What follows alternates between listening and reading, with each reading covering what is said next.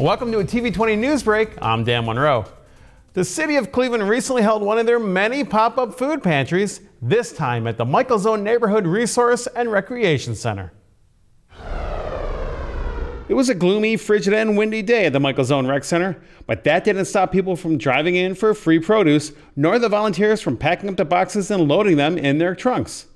But why the sudden need for these pop-up food pantries? The answer, says the Cleveland Director of the Department of Aging and Project Lead Mary McNamara, has to do with a sudden decrease in SNAP benefits. As a result of COVID, many people saw an increase in their SNAP benefit. And at the end of March, that allotment went back to what it was pre-pandemic. And we know food inflation costs. We know the costs, many things families are dealing with. And so Mayor Bibb and the administration wanted to do something, and what better place than our resource and recreation centers? These food pantries could not happen at all without the support from the Greater Cleveland Food Bank. Vince Cushman is the produce partnership manager for the food bank, and he says it takes collaboration, hard work, and plenty of volunteers to make these pop-up pantries happen. The folks that are working here are all city workers that are volunteering their time. Some are on the clock, some are off the clock, but for the most part, everyone's here just to help the community. They know that there's a little bit of a crisis, so they're here to just get food on people's tables. Obviously, this entire thing is with a partnership with the Greater Cleveland Food Bank. We could not do this without their assistance. So with their help, we looked at 3 neighborhoods and partnered with CMHA. And for the next couple of months, you're going to find us at Collinwood Recreation Center once a month, here at Zone once a month, and then near the CMHA, many of their senior high-rises, family high-rises around East 55th and Woodland. Cushman says the food comes from all over the food bank. The volunteers then pack up the food and place them in the trunks of those who pull in. By the end of the day, Cushman says more than 200 boxes could be given out.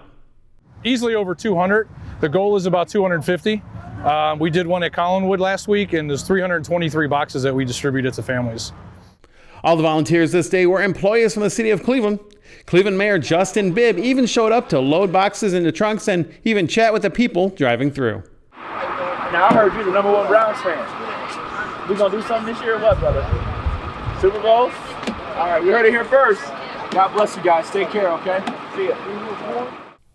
For more information on the wheres and whens of these pop-up food pantries, call the Greater Cleveland Food Bank Help Center at 216-738-2067.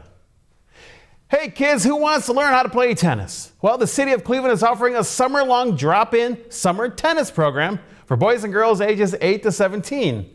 You will learn and develop fundamental tennis skills as taught by experienced tennis instructors. The program runs Monday through Thursday from June 5th to July 27th with 2 sessions per day at 10 a.m. to 12 p.m. and a session at 1 p.m. to 3 p.m. The program will be held at 10 different tennis courts throughout Cleveland. Registration is free. For more information, call Tasha at 216-658-1360, extension 209. Finally, the City of Cleveland hosted their 2023 Decarbonization Summit at Public Auditorium, bringing together like-minded citizens and experts to share the progress made towards turning Cleveland into a green city. Mayor Justin Bibb was one of the keynote speakers for this year's summit, and here's TV20's Alex McTurna with the story. For me as mayor, this is all about how do we uplift Black and brown communities so that they can truly achieve the economic opportunity that they deserve. To me, it's making sure that we can finally make sure that no child in our community is ever poisoned by lead paint again. And making sure that not just the city of Cleveland, but that the private sector and our foundation community can join us in this mission, because we in our city cannot do it alone. But we have a lot more work to do. And this summit is all about making sure that we not just talk the talk, but walk the walk with real plans, because Cleveland can't wait for real change on this important issue for our city and in our nation. Brought together by Sustainable Cleveland, the Decarbonization Summit aims to educate and enhance the current progress being made in the city of Cleveland towards a brighter and greener future. Director of Sustainability for the city of Cleveland, Sarah O'Keefe, reminded the crowd that when it comes to sustainability, it takes a village. For over a decade now, the broader Cleveland community has been regularly engaged and brought together by this office, the Mayor's Office of Sustainability, and partners to collaboratively plan action on climate. Our current Cleveland Climate Action Plan, or CAP for short, was created in 2013 and has been most recently updated in 2018. The creation and update of this plan used data-driven analysis, but also key input from residents, community groups, nonprofit organizations, businesses, and regional partners, and individuals like you here today. Some of the topics of this year's summit included the local and national progress of sustainability, the big picture of decarbonization, and highlighting local green businesses contributing towards Cleveland's greater sustainability goals. After the presentation, a panel of CMSD students was held on stage discussing the next generation's ideas for sustainability. For TV20, this is Alex Picterna. Thanks, Alex. You can find the full Decarbonization Summit airing here on TV20 or on our TV20 Cleveland YouTube page. Well, TV20 is streaming live 24/7. Visit TV20cleveland.com to see our live feed and more. Stay connected with TV20 wherever you go by liking and following us on Facebook, Twitter, and Instagram. Be sure to subscribe to our YouTube page to watch our numerous programs. Coming up next, learn about what's going on with the Cleveland Metropolitan Schools with this week's CMSD 360. Thanks for watching TV20 News. I'm Dan Monroe. Be sure to stay tuned for more on TV20. We are Cleveland.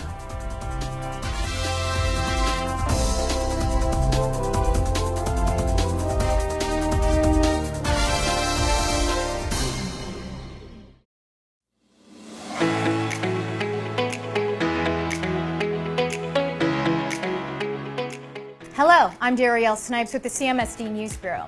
Welcome to CMSD 360, a look at news happening around the district for the week of April 23rd.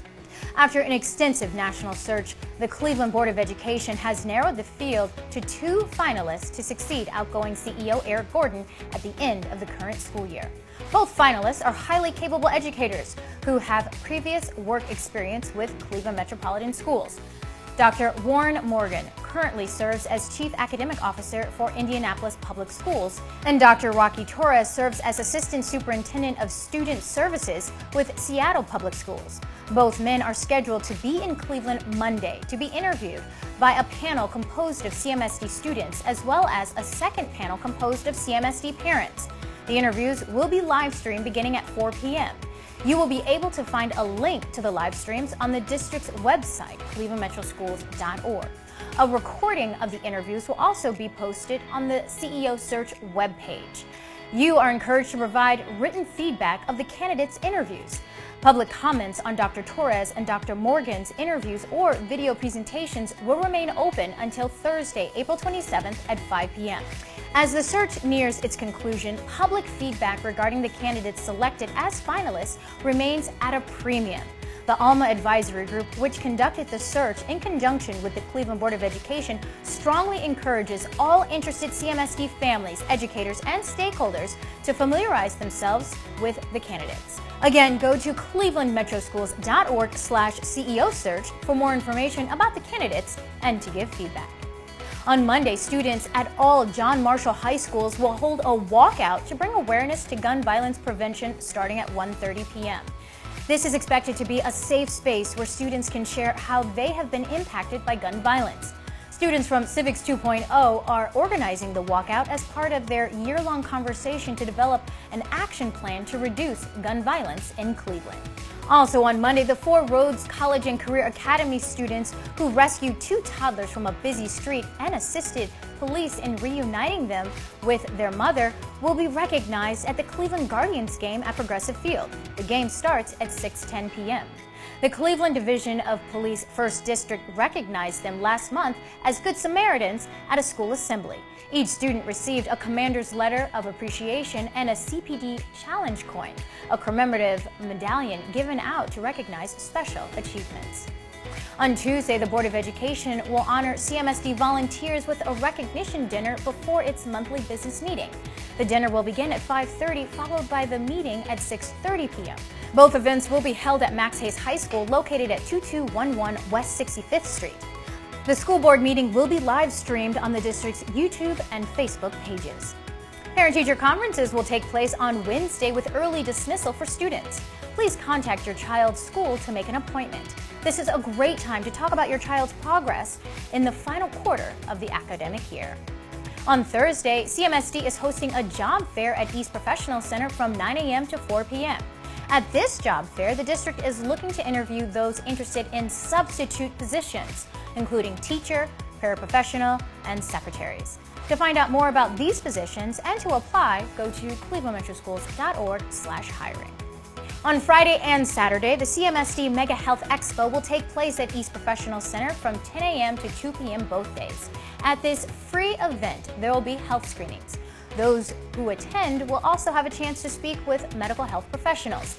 Students interested in the healthcare field will also have a chance to learn more as a part of the Planning and Career Exploration Program, or PACE. There will also be an education session and speakers including TJ Carey, a cornerback for the NFL's Carolina Panthers, and an avid supporter of the MCOR Foundation. MCOR provides support to children diagnosed with congenital heart diseases. There will also be free food, games, and more. Also on Saturday, Glenville High School will host its 10th annual Dr. Martin Luther King Jr. Scholarship Program beginning at 10.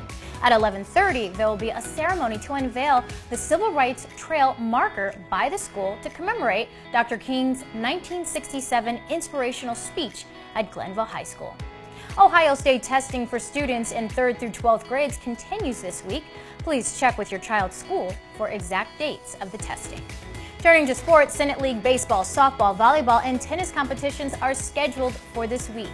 For a list of competitions and locations, go to clevelandmetroschools.org/Senate League.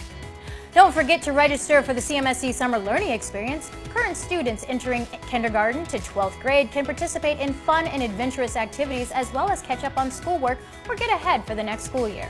Parents can sign their students up at clevelandmetroschools.org/summerlearning.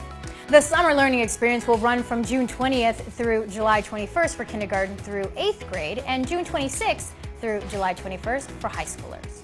We'll stay connected with what's going on in the district by downloading the CMSD app or following CMSD on Instagram, Twitter, and Facebook. Thanks for watching CMSD 360. Have a great and productive week.